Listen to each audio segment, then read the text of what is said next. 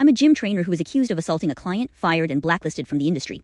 The truth came out, and everyone who betrayed me got exactly what they deserved. I've been a personal trainer for 6 years, working at a high-end gym in downtown Chicago, specializing in helping people recover from injuries, build confidence, and reach their fitness goals without crash diets or extreme workouts. I loved my job. I had a long list of loyal clients. I was the top trainer at the gym 3 years in a row, and I'd just been promoted to head trainer with a raise and a bonus. My boss, Jake, the gym owner, had always been like a brother to me. We'd gone to college together, started at the gym the same day, and he'd always said I was the best thing that ever happened to this gym. The first reversal hit on a busy Saturday morning when a new client, Jessica, who I'd trained twice, ran into the gym screaming, saying I'd assaulted her after her session the night before, that I followed her to her car, grabbed her, and made unwanted advances.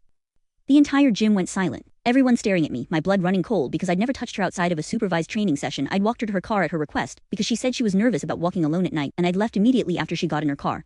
The second reversal hit 10 minutes later when Jake pulled me into his office and told me I was fired, effective immediately. He said he'd already gotten 5 other clients saying they were canceling their memberships, that the gym's reputation was on the line, and that he had no choice but to let me go. He didn't let me explain, didn't ask for my side of the story, didn't even let me get my stuff from my locker.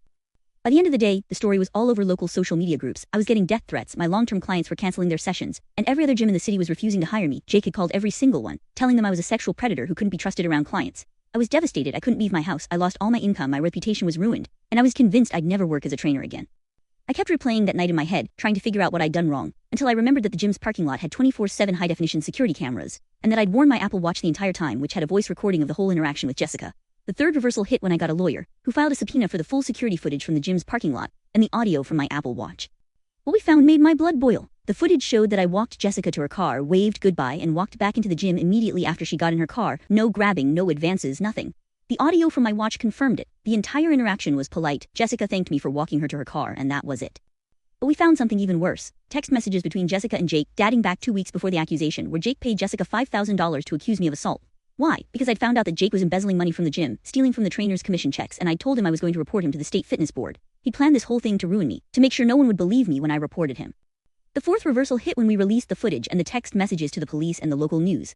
Jessica confessed to the police immediately, saying Jake had paid her to make the false accusation, and she was charged with filing a false police report. Jake was arrested for embezzlement, coercion, and defamation, and the gym was shut down by the state a week later. The fifth reversal.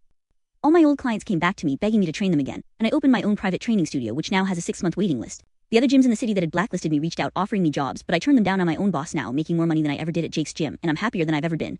I even sued Jake for defamation and won a $200,000 settlement, which I used to open my studio.